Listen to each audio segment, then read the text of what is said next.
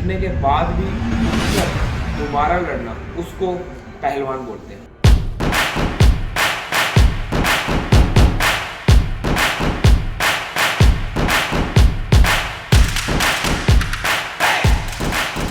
Hello friends, जय मुस्ता है humanity. Welcome back to my channel Deepak Thapa vlogs.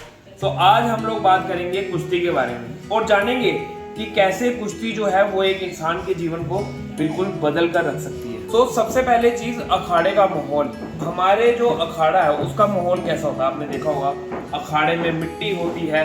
Then हम लोग वहां जाते हैं, अखाड़ा खोदते हैं, फिर उसके बाद उस पर सुहागा फेरते हैं। इन चीज़ों से क्या होता है, इन चीज़ों से हमारा जो पूरा शरीर होता है वो खुलता है और एक इंसान जो है वो मिट्टी से जुड़ा रहता है। मिट्टी में खेलते हैं और हमारी जो परंपरा है हम लोग उससे जुड़े रहते हैं। दूसरी चीज़ है गुरु शिष्य परंपरा। अब गुरु शिष्य परंपरा एक ऐसी चीज़ है जो बहुत देर से हमारे देश में चलती आ रही है और हमारे देश में इस परंपरा को बहुत ऊपर माना जाता है। इवन कि ये माना जाता है कि भगवान तक पहुंचने का जो माध्यम है वो गुरु होता है। अब जो अखाड़े में गुरु होते हैं वैसे ही वो हमें सिखाते हैं हमें कैसे आगे बढ़ना है, कैसे अपने जो सफ़र है उसको तय करना है और कैसे अपनी मंजिल को पाना है। तो सबसे पहले आपको अपने गुरु पे यकीन करना बहुत ज़रूरी है, तभी आप अपनी कुश्ती में आगे बढ़ पाएंगे। इसका तीसरा फायदा जो है स्वस्थ शरीर।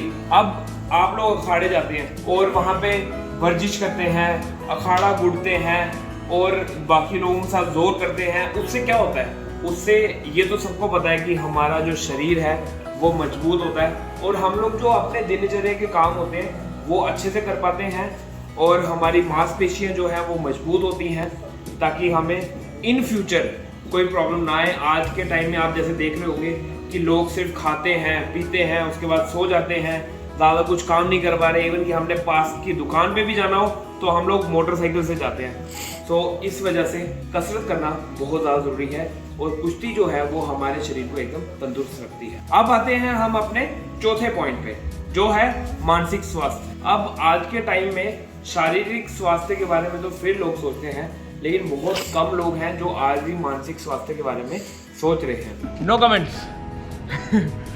उस्ताद ने ले लिया। मज़ा आया आज। स्टैमिना काफ़ी ज़्यादा इम्प्रूव हुआ है, मेरे को लग रहा है ऐसा हुआ है। भैया आप बताओ।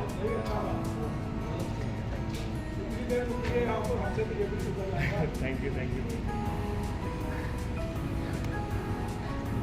आगे और अच्छा करेंगे, फिलहाल रेस्ट कर लेते हैं। अब जो पहले का टाइम होता था जिसमें पहलवान होते थे, पहलवान जो है काफ़ी पहलवान ऐसे भी होते थे जो मेडिटेशन करते थे, काफ़ी अच्छा अपना जो है संतुलन बनाए रखते थे शारीरिक और मानसिक का। क्योंकि जो कुश्ती है, कुश्ती खाली शारीरिक गेम नहीं है, ये एक शारीरिक और मानसिक दोनों चीज़ों का गेम है।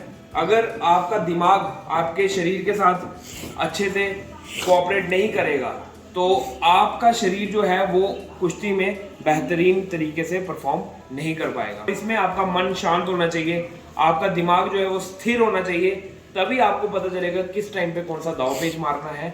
अब कुश्ती में संकल्प होना बहुत ज़्यादा जरूरी है। संकल्प यानी कि डिटर्मिनेशन, जो कि आज के लोगों में बहुत कम है। हमारे यूथ में हम लोग कोई भी संकल्प लेते हैं तो उसको पूरा नहीं कर पाते। इवन कि मैं कई बार देखता हूँ मेरे जो कुछ स्टूडेंट्स हैं, हम उनको ये बोलते हैं कि आप हफ्ते के लिए ये मत खाइएगा, वो मत खाइएगा, और उनसे वो चीज़ कंट्रोल नहीं होती। संकल्प एक ऐसी चीज़ है जो आज के यूथ में मिसिंग है। हम पुराने महाराजाओं के टाइम पे देखते थे, जैसे कि भीष्म पितामह थे, उन्होंने संकल्प लिया था कि वो पूरी उम्र ब्रह्मचर्य का पालन करेंगे और उन्होंने करा।